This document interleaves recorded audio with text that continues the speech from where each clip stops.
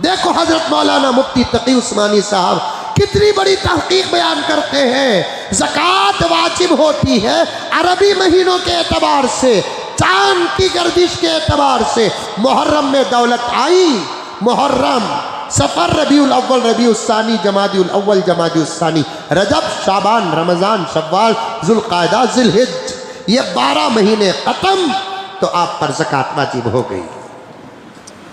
मैं हाथ जोड़ता हूँ, एक मुज़ाकरा, एक गुफ्तगू, एक बातचीत। हमारे पैसों का हिसाब रखने वाले 100 में कितने % हैं बताइए आप। मैं कई लोगों को पूछा, कसम अल्लाह की लाओ कुरान, हाथ रख कर कहता हूं, मैं मदरसे के सिलसिले में जाता हूं, लोग मुझसे मसला पूछते हैं और मस्जिद में भी मसला पूछते हैं, फोन में भी मसला पूछते हैं। मैं सिर्फ तहकीक के लिए मैं पूछता हूं कि हाजी साहब आप पर ज़कात कब फ़र्ज हुई बताओ। कसम अल्लाह की, मुझे मेरे तकरीर का हिसाब मेरे अल्लाह को देना है, आपको नहीं। मेरे तकरीर का हिसाब, सच और झूठ का हिसाब मुझे मेरे अल्लाह को देना है। मैं एक को भी ये जवाब सुनते हुए नहीं पाया कि हज़रत मेरी ज़कात तो रबीउल अव्वल में फ़र्ज होती है, मेरी ज़कात तो शाबान में फ़र्ज होती है, मेरी ज़कात तो मुहर्रम में फ़र्ज होती है।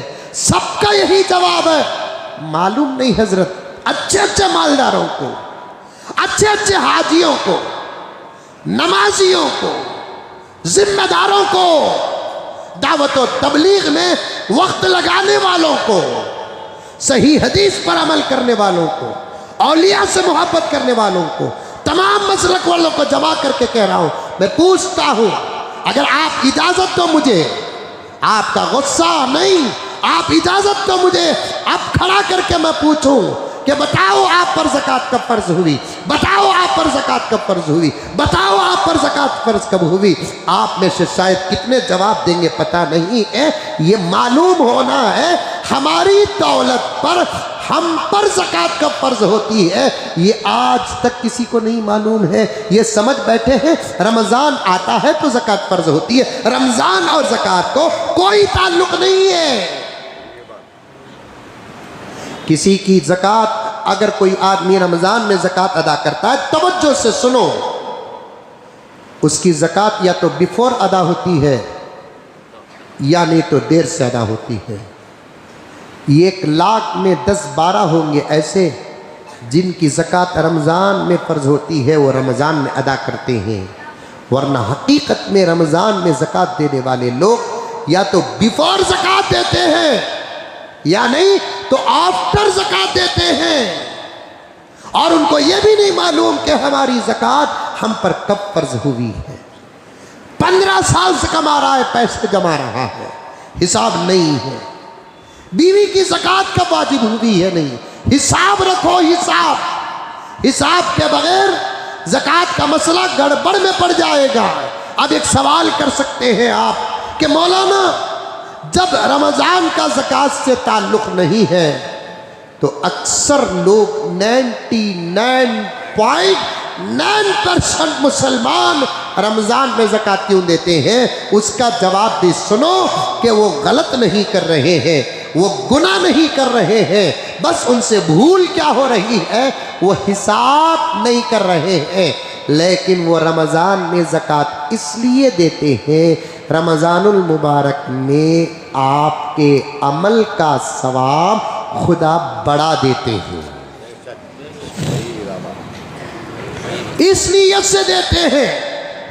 इस नीयत से आप ज़कात पहले देना भी जायज़ है, इस नीयत से आप ज़कात को रोक कर, रख कर, लिख कर, किसी को गवाह बनाकर रमज़ान का इंतज़ार करके रमज़ान के महीने में देना भी जायज़ है।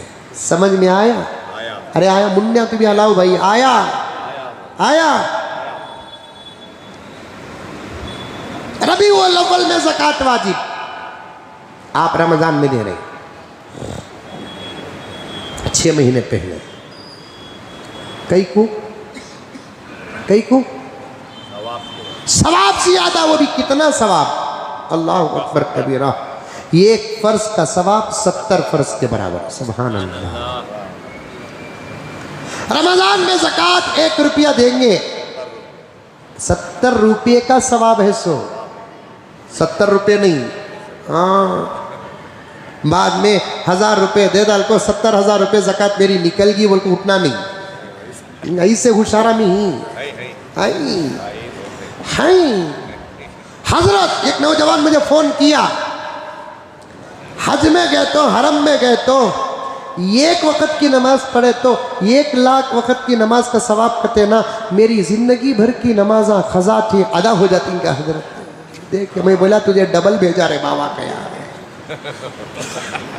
अमल अलग सवाब अलग। रमजान में अगर 1 फर्ज अदा करेंगे 70 फर्ज अदा नहीं होते, 70 फर्ज का सवाब मिलता है। 1 नफिल अदा करेंगे फर्ज मिलता नहीं, फर्ज के बराबर का सवाब मिलता है। रबीउल अव्वल में ज़कात अदा होती है, रमज़ान में दे रहे हैं ज़कात, क्यों दे रहे हैं? सवाब ज़्यादा। रबीउल अव्वल में ज़कात वाजिब हो रही है, एक 6 महीने इंतज़ार करके रमज़ान में दे रहे हैं, क्यों दे रहे हैं? सवाब ज़्यादा है। इसीलिए हज़रत मौलाना तकी उस्मानी साहब दामद बरकातुहुम अपने पूरे गौर व फिक्र और इज्तिहाद के साथ फरमाते हैं, चांद का हिसाब लगाते हैं तो सालाना 2.5%। समझ में आई बात? कितने? सालाना 2.5%। सूरज का हिसाब लगाते हैं तो 2.6% दे देना, ये एहतियात है, एहतियात, ताकि वो जो 11 दिन बढ़ जाते हैं ना, उसका सवाल भी अल्लाह ना करे और अल्लाह के सवाल से हम बच जाए। 2 बातें अर्ज कर रहा था, एक माल के अंदर मैल है, ज़कात निकालते हैं। आज सबसे बड़ी गफलत है ज़कात के बारे में, एकदम पैसा आता तो खुश, एकदम पैसा जाता तो नाराज। कहां गया ईमान? कुरान में अल्लाह ताला फरमाते हैं, हदीस में अल्लाह ताला फरमाते हैं, ज़कात जाता हुआ दिखता है, हकीकत में आता है। सूद आता हुआ दिखता है, हकीकत में जाता है। कुरान में अल्लाह ताला फरमाते हैं, सूरतुर रूम के अंदर सूद आता हुआ दिखता है, लेकिन हकीकत में क्या है? जाता है। ज़कात जाता हुआ दिखता है, हकीकत में आता है। ज़कात अदा करने वाले कभी परेशान नहीं होते, ज़कात अदा करने वाले कभी मोहताज नहीं बनते। एक हदीस में है, 2 अमल करने वाले माली एतबार से कभी परेशान नहीं होते। तवज्जो के साथ सुनो और अमल करो। 2 अमल करने वाले कभी माली परेशानी में मुब्तला नहीं होते। एक हज करने वाले, और ये तजुर्बा है हाजियों का, उम्रा करने वालों का, हज करने वाले कभी माली परेशानी में मुब्तला नहीं होते। दूसरा, ज़कात देने वाले कभी माली परेशानी में मुब्तला नहीं होते। ज़कात देने से अल्लाह तबारक व तआला की रहमत घेर लेती है।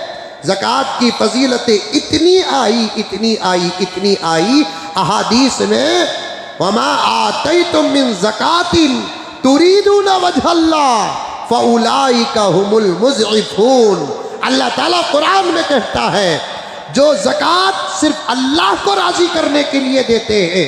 एक बात बताता हूँ, सुनो मेरे प्यारो, अमल भी करो, अमल को खुलूस से करो, अमल को अल्लाह की रज़ा के लिए करो। ये तीन चीज़ें जोड़ कर रखो।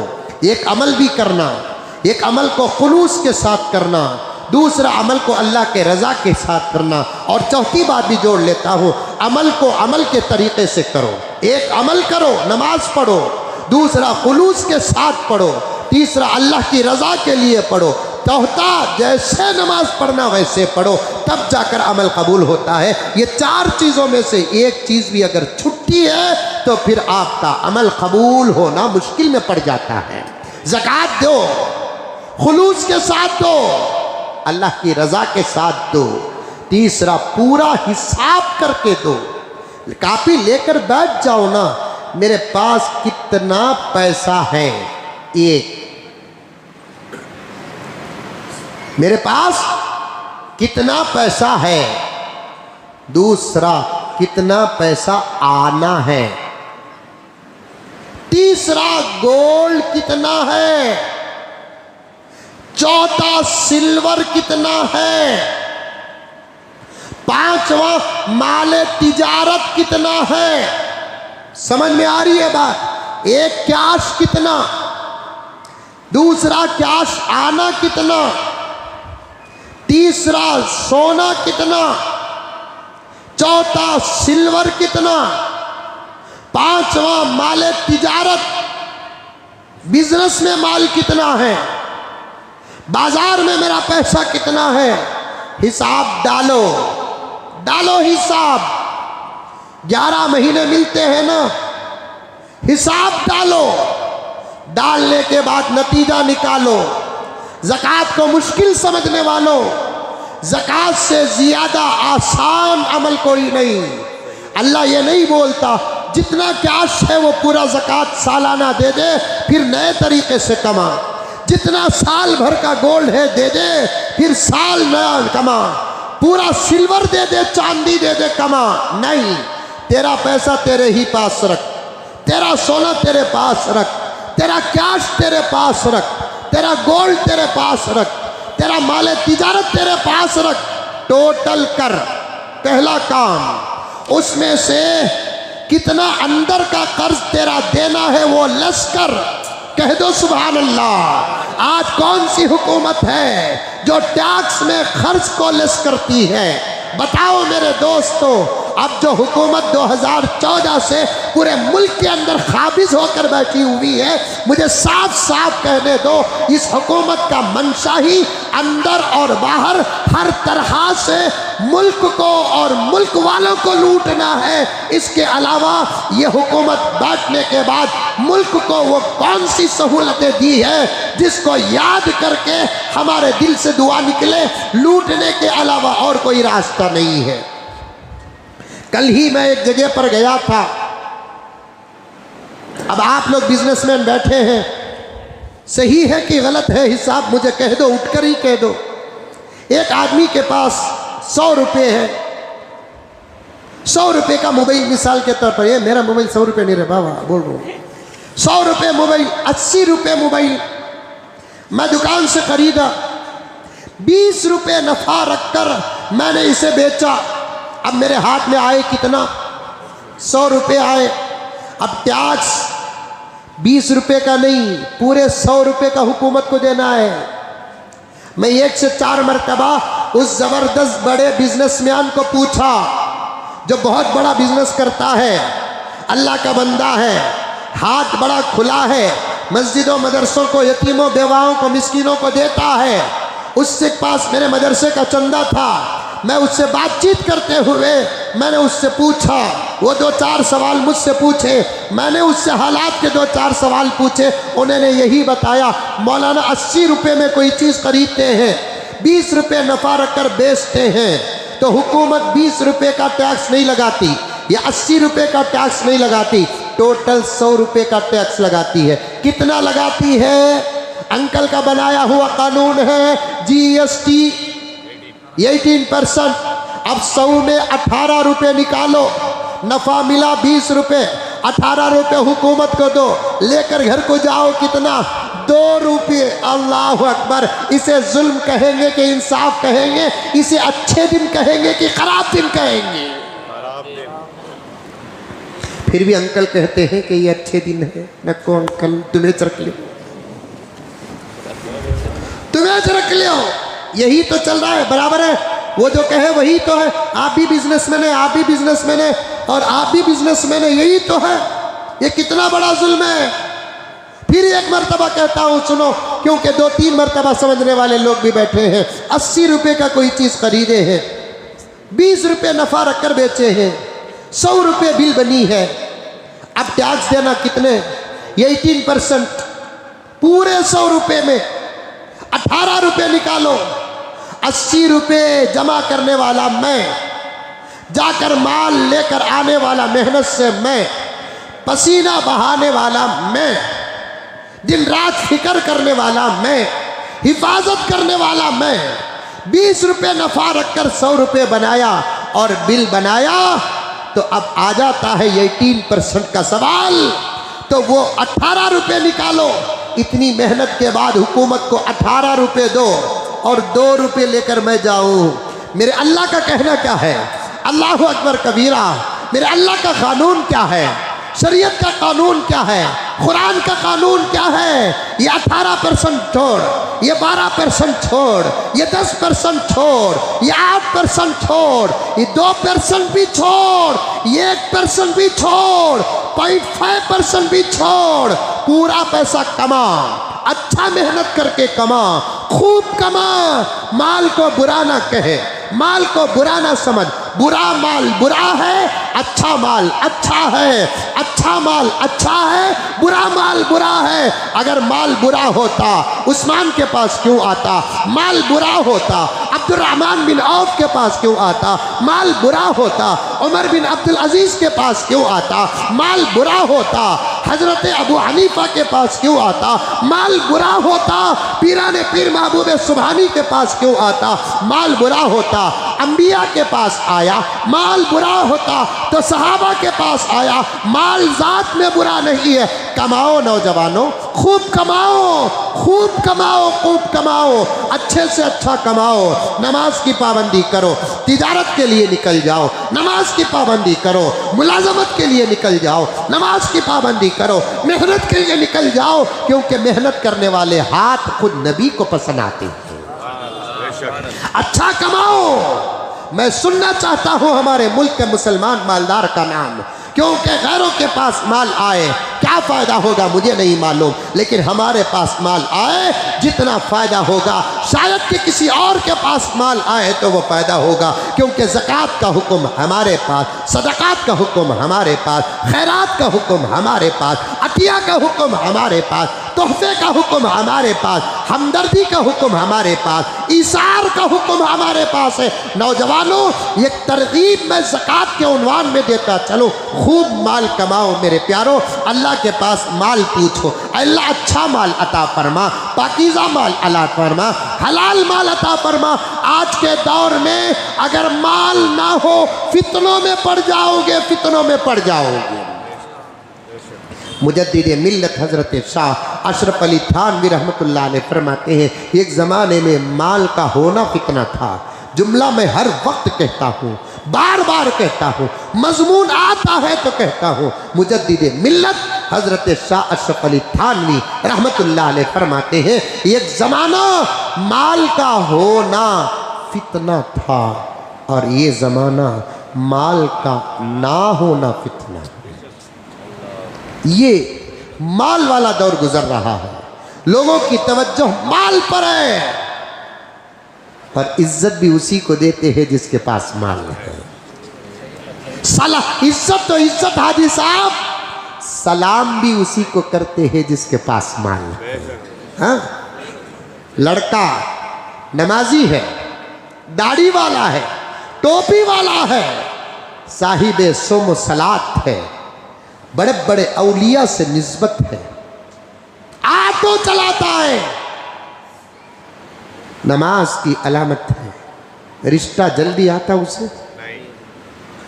रिश्ता देखते, लड़के को देखते कि नहीं कि फौरन एक सवाल, लड़का क्या करता?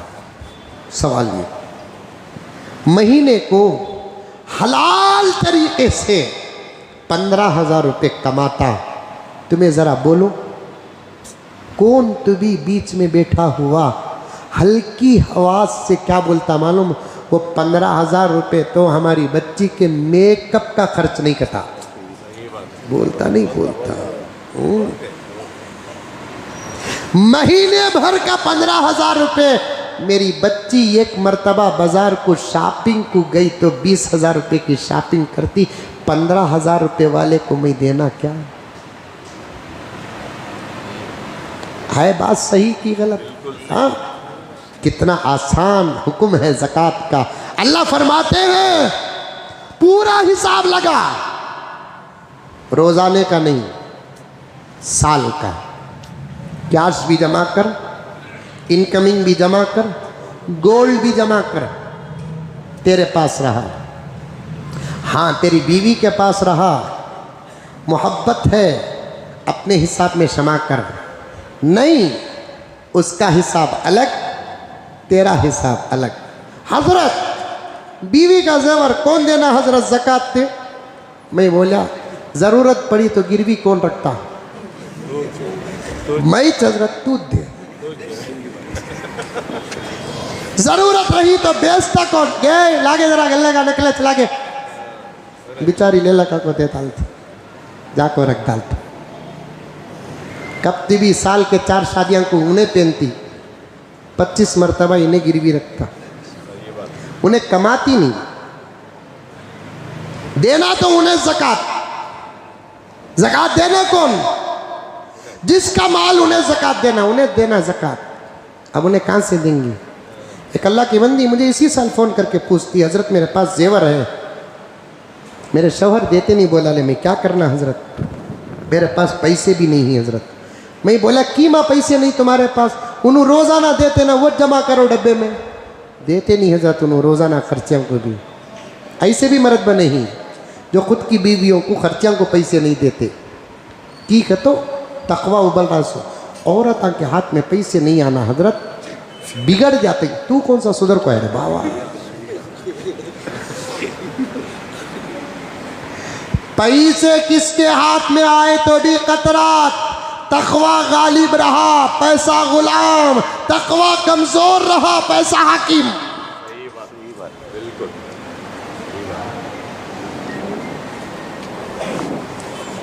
पैसा संभालने के लिए तकवे की जरूरत पड़ती है।